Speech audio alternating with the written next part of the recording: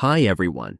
In today's tutorial, we will show you how to make an image transparent in Canva by adjusting its transparency.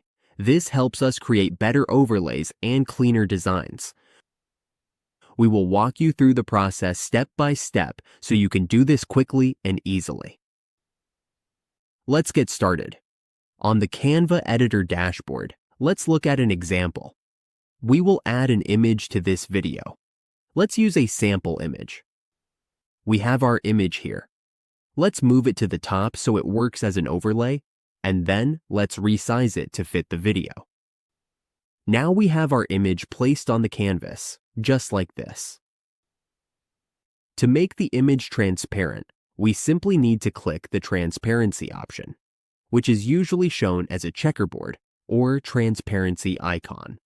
Once we open this, we can drag the slider to adjust the transparency level to whatever looks best. It all depends on what we need. We can use it as a logo or for any other purpose.